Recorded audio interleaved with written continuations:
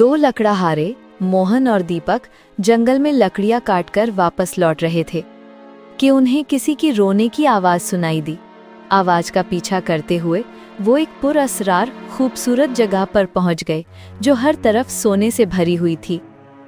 अरे बाप रे बाप, ए दीपक, आवाज तो यहीं से आ रही थी, फिर गायब कहाँ हो गई? और ये तो देख, इतना सारा खजाना, ये तो पूरी जगह सोने की है। अरे बाप रे बाप, अपनी तो किस्मत जाग गई रे दीपक, देख तो। हाँ भाई हाँ, अरे वाह वाह वाह वाह, ये कितनी हसीन दुनिया है। अब तो गांव में सारे लोगों को चढ़ाऊंगा, जिसने भी मेरी बेइज्जती की है ना, उन सबकी अकल ठिकाने लगाऊंगा। अरे भैया, अकल बाद में ठिकाने लगाना, पहले सोना तो समेटो, जल्दी जल्दी भर ले भाई। अरे रे रे रे, मैं तो सोने से ही अपना घर बनवा लूंगा। जैसे ही उन्होंने सोने को छुआ, अचानक वो सोने की जगह एक जंगल में बदल गई, जहाँ 11 सोने की पुरस्कार मूर्तियां खड़ी थीं। सारी मूर्तियां जोर जोर से हंस रही थीं। अरे ये क्या हुआ? मेरा सोना कहाँ गायब हो गया? और ये एक साथ 11 सोने की मूर्तियां कहाँ से आ गईं? भगवान, मोहन, ये सब क्या है? अरे अभी तो किस्मत चमकी थी, अरे फिर से गरीबी देखनी पड़ेगी क्या? ऐसा करते हैं, इन सोने की मूर्तियों को ही उठा लेते हैं, अरे इनसे ही मालामाल हो जाएंगे ना। चल चल चल चल। तभी मूर्तियां हंसते हंसते रोने लगी। हर इंसान लालच में आएगा और जल के राख हो जाएगा, कोई नहीं समझेगा हमारे दर्द को। तुमने लालच किया, इसी का फल मिलेगा तुमको। ये देखकर मोहन और दीपक के होश उड़ गए कि आखिर मूर्तियां बोल कैसे सकती हैं। तभी कुछ ऐसा हुआ जिससे उन दोनों के होश ही उड़ गए। क्षमा करो, मुझे जाने दो, मुझे मत मारो, आ। और कुछ ही पल में दोनों दोस्त जलकर भस्म हो जाते हैं और राख में बदल जाते हैं। ए खालिक, करम कर, हमारी इल्तिजा सुन, किसी को तो भेज दे हमारे लिए। हाँ शहजादी सजा, अब फिर से वो होगा जो हम बर्दाश्त नहीं कर सकते। इसके बाद मूर्तियां की आंखों से आंसू बहने लगते हैं और मूर्तियां गायब हो जाती हैं और वो जगह पहले की तरह आम हो जाती है। वहीं गांव में कबीर नाम का एक गरीब और सच्चा लकड़हारा रहता था। एक दिन जंगल से लौटते हुए उसकी कुल्हाड़ी टूट जाती है। अरे ये क्या हो गया? ऐ माबूद, आखिर चाहते क्या हो मुझसे? अरे एक ही तो कुल्हाड़ी बची थी जिसके जरिए अपना और अपने घर वालों का पेट पालता था। अब क्या करूं? इससे अच्छा तो मैं मर ही जाता। टूटी कुल्हाड़ी लेकर जैसे ही वो गांव की पंचायत में पहुंचा, गांव की सरदार साहब ने उसे रोक लिया। अरे कबीर, अरे भाई, अपनी खराब किस्मत की तरह अपनी कुल्हाड़ी भी तोड़ ली। आहा, अरे रे रे रे रे, अब बड़ा ही दुख हुआ देखकर। अब रोटी कैसे मिलेगी हैं? अरे सरदार साहब, लकड़ियां बेचकर कौन सी रोटी मिलती है जो अब मसला हो जाएगा? अरे बेचारी बूढ़ी माँ और जवान बहन को भूखा मार रखा है इसने। एक पैसा भी नहीं है इसके पास, इसीलिए इसका ब्याह भी नहीं हो रहा है। हाँ नहीं तो बदनसीब। ये सुनकर कबीर गुस्से से भर जाता है और चिल्ला उठता है। अरे ओ कालू, हमारे पास पैसा नहीं है तो ना सही, पर तेरे से तो कुछ मांगता नहीं ना, इसीलिए अपने काम से काम रख। और सरदार साहब, आप तो हमको सिखाइए ही मत कि करना क्या है और क्या नहीं करना है। मेरी कुल्हाड़ी मैं तोड़ूं, मैं जोड़ूं, आपको क्या परेशानी है? अरे तेरी इतनी हिम्मत कि तू हमसे जुबान लड़ाए। अब देख हम तेरा क्या हाल करेंगे। अरे ऐसा हाल करेंगे कि तू जिंदगी भर नहीं भूलेगा। मार ससुरे को। सरदार और कालू मिलकर कबीर को पीटने लगते हैं और उसका हाल बुरा कर देते हैं और फिर चले जाते हैं। कबीर आंखों में आंसू लिए जैसे ही अपने घर पहुंचा। कबीर, तू आ गया। मैं मरने वाली हूँ कबीर, तू शाही महल कभी मत जाना, वक्त आ गया है, कोई तो तेरा इंतजार कर रहा है, सब तुझे बुलाने की कोशिश करेंगे, पर तू मत जाना। अरे माँ, ये तू क्या बोल रही है? तू परेशान ना हो, तुझे कुछ नहीं होगा माँ, मैं हूं ना, कुछ नहीं होगा। मुझे नहीं पता माँ को क्या हो गया है, बहुत तबीयत खराब हो गई अचानक। बस तब से यही कह रही है कि कबीर को महल जाने से रोकना होगा, रोकना होगा। मेरे पास वक्त नहीं है। तेरी तकदीर तुझे वहाँ खींचेगी, पर अगर ऐसा हुआ तो वो हो जाएगा जिसका डर है। इतना बोलकर कबीर की माँ दम तोड़ देती है और कबीर की दुनिया उजड़ जाती है। ए भगवान, ये क्या हो गया? इसमें मेरा ही कसूर है। अगर माँ का अच्छे से इलाज करवाया होता तो ये दिन नहीं देखना पड़ता। उसे कुछ समझ नहीं आ रहा था कि मरते वक्त उसकी माँ ने उसे महल से दूर रहने को क्यों कहा।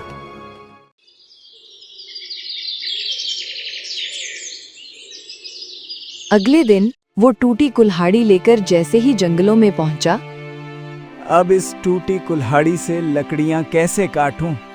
तंगी की वजह से माँ को तो खो दिया, पर कम से कम बहन के बुरे दिन तो दूर कर दूं, अपनी बहन का घर बसा सकूं। कबीर अपने ही ख्यालों में चलता जा रहा था। तभी उसे किसी के रोने की आवाज आती है।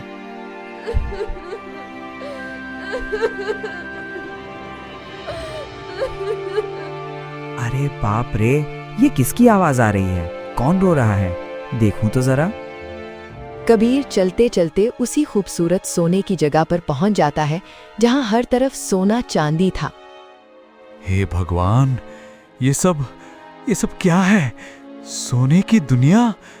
बाप रे बाप, इतना सारा सोना, हर तरफ सोना ही सोना। नहीं नहीं नहीं नहीं, ये सच नहीं हो सकता। ये जरूर मेरी आंखों का धोखा है। अरे, जिसके पास एक कुल्हाड़ी तक नहीं लकड़ी काटने को, उसको भला इतना सारा सोना कैसे मिल सकता है? जरूर कोई मेरी आंखों का धोखा है। एक काम करता हूँ, यहाँ से चला जाता हूँ, वरना मैं पागल हो जाऊंगा। ऐसे कैसे हो सकता है? नहीं नहीं नहीं नहीं, चलो भाई। जैसे ही कबीर जाने लगा, अचानक वो दुनिया एक जंगल में बदल गई और खजाने की जगह वहाँ सोने की 11 मूर्तियाँ थीं। रुक जाओ ऐ सच्चे लते हाले। कबीर रुक जाता है और वो सब देखकर उसके होश ही उड़ जाते हैं। अरे ये क्या? इतनी सारी सोने की मूर्तियां और खजाना भी गायब हो गया। और ये आवाज कहाँ से आई? हम 3 शहजादियां हैं। मैं शहजादी रोशनी और एक शहजादी किरण और एक शहजादी सजा। हम इन 11 मूर्तियों में से सिर्फ 3 हैं। हमारी पहचान करना मुश्किल है। लेकिन तुम लोग मूर्तियां कैसे बन गईं? और क्यों? इसका राज क्या है? ये 11 मूर्तियों का क्या राज है? हम इन मूर्तियों में ना जाने कब से कैद हैं, इस इंतजार में कि कोई आएगा और हमें आजाद कराएगा। लेकिन तुम्हारे पास एक रास्ता है। अगर तुम चाहो तो हम तुमको इतना मालो दौलत देंगे कि तुम अमीर हो जाओगे। ये देखो। तभी वहाँ खजाने का एक ढेर कबीर के सामने पड़ा था। सोच लो ऐ मुसाफिर, हमारी जिंदगी, हमारी आजादी चुनोगे या फिर ये दौलत लेकर ऐशो आराम की जिंदगी? इस दौलत को देखकर कबीर सोच में पड़ जाता है। क्या करूं? मन तो कर रहा है कि दौलत ले लूं और सरदार और कालू को दिखाऊं कि अमीरी क्या होती है। मेरे और मेरी बहन की गरीबी के दिन भी दूर हो जाएंगे और मेरी बहन की एक अच्छे घर में शादी हो जाएगी। ले लूं क्या? अरे क्या करूं, समझ नहीं आ रहा है। तभी कबीर को ये सब सोचते देख सारी मूर्तियों की आंखों से आंसू बहने लगते हैं। ये देखकर कबीर परेशान हो उठता है। हाँ, ये मैं क्या सोचने लगा था। अरे क्या करूंगा ऐसी अमीरी का जिसमें किसी बेबस का भला ना हो। देखो शहजादी, मैंने सोच लिया है, मैं तुम तीनों की मदद करूंगा। मुझको ये धन मन नहीं चाहिए। बताओ, मैं कैसे तुम लोगों को आजाद कर सकता हूँ? बताओ। इसके लिए तुमको महल जाना होगा और पता लगाना होगा हमारा राज, क्योंकि हमने अपना राज खुद बताया तो हमारी मौत हो जाएगी। और इतना ही नहीं, इस राज को सुलझाने में तुम्हारी मौत भी हो सकती है। और ध्यान रहे, तुम किसी से नहीं पूछोगे हमारा राज, और तुमको महल में एक बहरूपिया के रूप में जाना होगा, वरना तुम पकड़े जाओगे। हाँ ठीक है, मैं जरूर जाऊंगा। जैसा बोला है वैसा ही करूंगा। ठीक है, अभी मैं चलता हूँ। कबीर महल की तरफ चलने लगता है और महल के दरवाजे के पास पहुंच जाता है। माँ ने तो मना किया था महल आने को, पर मेरी तकदीर देखो, मुझे यहाँ ले आया। खैर, मजबूरी है, जाना पड़ेगा। ए माँ, माफ कर देना, मजबूरी है। किसी की जान का सवाल है। कबीर महल में एक सिपाही के लिबास को पहनकर अंदर चला जाता है और सीधा बादशाह के कमरे के बाहर पहुंच जाता है। छुपकर राज का पता लगाना होगा। कबीर ने देखा कि बादशाह बेहद ही खुश था और मलिका फूट फूट कर रो रही थी। आप इतने पत्थर दिल कैसे हो सकते हैं महाराज? आपको एक बार भी हमारी बेटियों की याद नहीं आई? मलिका, मलिका, मलिका, आपसे कितनी बार कहा है कि इस राज के बारे में बातें मत दोहराया करिए। आज के बाद कान खोलकर फिर से सुन लीजिए। अगर आज के बाद आपने फिर से ये बात दोहराई तो हम आपको सजा देंगे। सजा देंगे? हाँ, दीजिए सजा, बिल्कुल दीजिए। मैं बार बार अपनी शहजादियों का नाम लूंगी। बेटी थी वो, मेरे दिल का टुकड़ा थी। यानी कि आप ऐसे नहीं मानेंगी। और अब हम भी थक गए हैं आपको रोज रोज रोज ऐसे चुप करवा कर। और ऐसे में करना ये चाहिए। इतना बोलकर बादशाह मलका की गर्दन धड़ से अलग कर देता है और मलका की मौत हो जाती है। अब ये राज कोई नहीं जान पाएगा। मेरा वादा अब नहीं टूटेगा। ये देख कबीर के होश उड़ जाते हैं। बाप रे बाप, ये बादशाह तो बड़ा ही जालिम है, अपनी ही मलिका को मार डाला। हे भगवान, सही कहा था शहजादी ने, किसी से पूछना मत। लेकिन अब मैं ये राज का पता कैसे लगाऊं? तभी एक दरबारी ये सब देख लेता है। क्यों? बादशाह ने तो मलिका को मार दिया, और तुम कौन हो? मैं शहजादी का सच जानने के लिए आया था, पर ये देख कर के मुझे समझ नहीं आ रहा। अब मैं कैसे सुलझाऊंगा ये राज, और कौन बताएगा मुझे सच? पहली बार कोई इस राज के बारे में बात करने आया है। ठीक है, चलो मैं तुमको सच तक ले जाऊंगी। आओ, मेरे साथ आओ। दरबारी कबीर को अपने कमरे में ले जाती है। मैं तुमको पूरा सच बताता हूँ, ध्यान से सुनो। आज से 20 साल पहले बादशाह जंग से लौट रहे थे। तभी रास्ते में एक दरख्त उनका रास्ता रोक लेता है। ओहो, ये कैसे मुमकिन है? एक दरख्त ने मेरा रास्ता रोक लिया? तभी दरख्त से एक अजीब पुरइसरार मुजस्सिमा गर निकल कर आता है। मैं एक ऐसा मुजस्समा गर हूं जिसके बारे में तुम सोच भी नहीं सकते। लेकिन बादशाह, मैं तेरी औलाद तक पहुंच सकता हूं। तुझे अभी नहीं पता, पर तेरी 3 शहजादियां पैदा हैं। कौन हो तुम और क्या चाहिए तुमको, ये बताओ। मुझे चाहिए तुझसे तेरी 3 बेटियां, और जब वो 18 साल की होंगी तब तेरे खजाने से सारा माल गायब हो जाएगा। तू एक बादशाह से फकीर बन जाएगा और लोग तुझे भीख भी नहीं देंगे। नहीं नहीं नहीं, ऐसा मुमकिन नहीं है। मैं ऐसा नहीं होने दूंगा। ऐसा होगा, और ऐसा होने से बचने का तेरे पास सिर्फ एक ही रास्ता है। जब तुम्हारी बेटियां पूरे 18 साल की हो जाएं, तब उनको मेरे हवाले कर देना, और उसके बदले तू सदा बादशाह बना रहेगा और बादशाहों से ज्यादा ताकतवर होगा। कोई तुझे शिकस्त नहीं दे पाएगा, और अगर तूने बेटियां नहीं दी तो तुझे फकीर बनने से कोई नहीं रोक सकेगा। और तुझे वादा देना होगा कि तू ये सच किसी को नहीं बताएगा। नहीं नहीं नहीं, मैं फकीर नहीं बनना चाहता और ना ही मरना चाहता हूँ। ठीक है, मैं वादा करता हूँ, मैं वादा देता हूँ कि तुम जैसा कहोगे मैं वैसा करूँगा। इसके बाद 18 साल बीत गए और वो दिन भी आ गया जब बादशाह अपनी मलिका और अपनी 3 शहजादियों के साथ सैर पर निकले थे। कितना प्यारा खानदान है हमारा, हम सब साथ में कितने खुश हैं। लेकिन महाराज, आज अचानक आप हमें यहाँ सैर पर क्यों लेकर आए हैं? ये आपके लिए एक तोहफा है मलिका, सदा अमीर रहने का, जिंदा रहने का और खुश रहने का, दुनिया पर राज करने का। पर मलिका, हर खुशी एक कुर्बानी मांगती है। क्या मतलब? हम समझे नहीं महाराज। आएगा, बस अभी समझ में आ जाएगा। रुकिए। बादशाह चारों को लेकर उसी जगह पहुंच जाता है। 3 शहजादियां और मलिका हैरान थीं। तभी एक जादुई दरख्त से वो मुजस्समा गिर निकलता है। आखिरकार तुमने अपना वादा निभाया बादशाह। अब तुमको सदा धनी और ताकतवर रहने की मैं ताकत देता हूँ। फौरन ही 3 शहजादियां एक पत्थर की मूरत में बदलने लगती हैं। पिताजी, ये क्या हो रहा है? हमें बचाइए। पिताजी, दौलतमंद और ताकतवर बनने के लिए आप हमारी कुर्बानी दे सकते हैं। पिताजी, हमें कुर्बान करके क्या आप आईने में अपना चेहरा देख पाएंगे?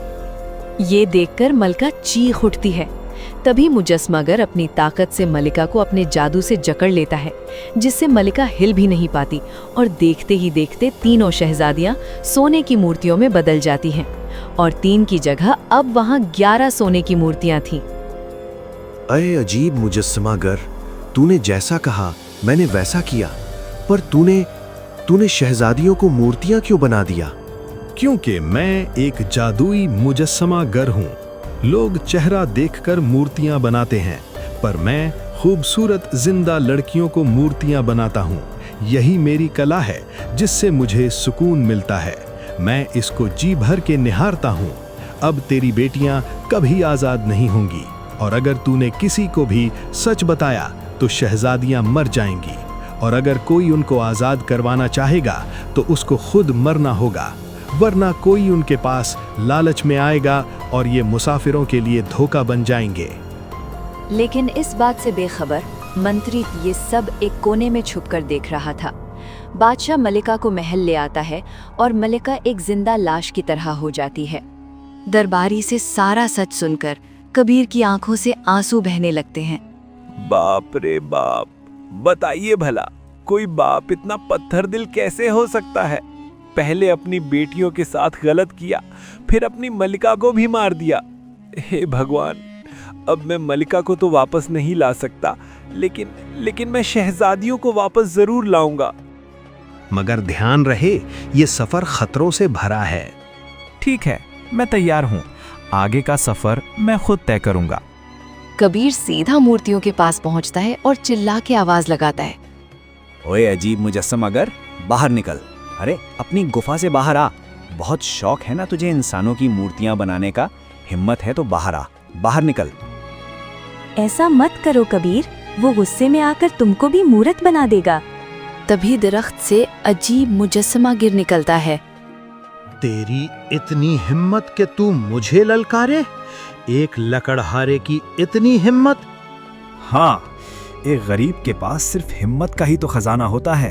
हर चीज में उसे हिम्मत दिखानी पड़ती है। जब खाना नहीं मिलता भूख में, तब हिम्मत जुटानी पड़ती है जिंदा रहने के लिए।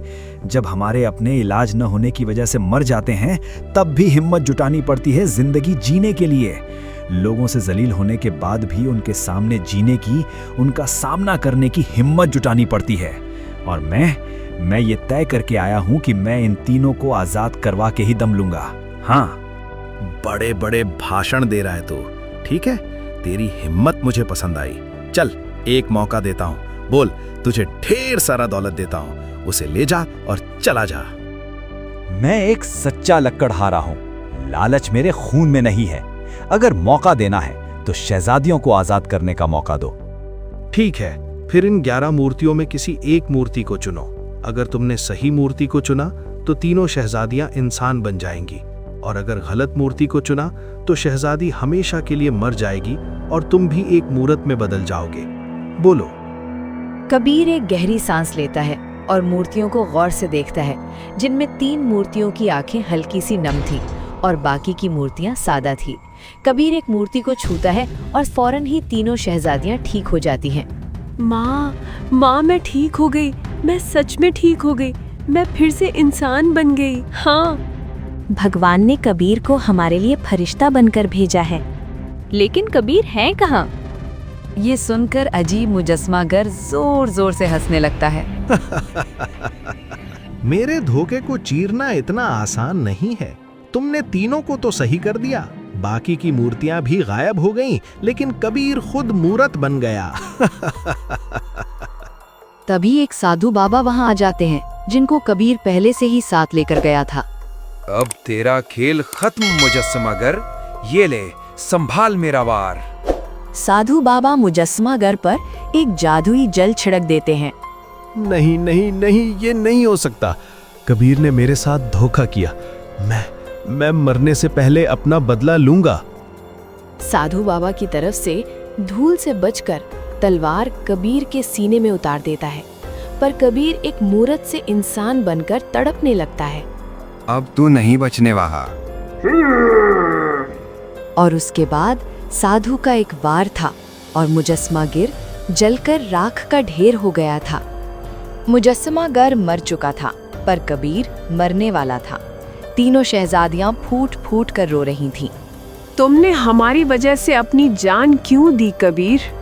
हाँ कबीर, माँ भी मर गई, तुम भी मर गए और हमारे पिता तो हमारे लिए पहले ही मर चुके हैं। हम तुमको नहीं खो सकते। ये सब तो पहले से ही तय था। कबीर का मरना सालों पहले लिखा गया था। क्या मतलब बाबा? जब तुम पैदा हुए थे, तुम्हारी हाथों की लकीरों में मौत थी, और ये बात मैंने तुम्हारी माँ को बताई थी कि उसको महल से दूर रखना, क्योंकि अगर एक बार तुम महल में गए तो तुम्हारी मौत यकीनी है। माँ ने मुझसे कहा था, हाँ शहजादी, बादशाह को उसके किए की सजा देना, और मेरी एक बहन है, उसका ध्यान रखना। हम वादा करते हैं कबीर, तुमने हमारी जान बचाई, पर हम तुम्हारी बहन को रानी बनाकर रखेंगे, उस पर एक आंच भी नहीं आने देंगे। कुछ ही पल में कबीर लकड़हारा ईमानदारी से जिया और ईमानदारी से मर गया था। तीनों शहजादियां फूट फूट कर रो रही थीं।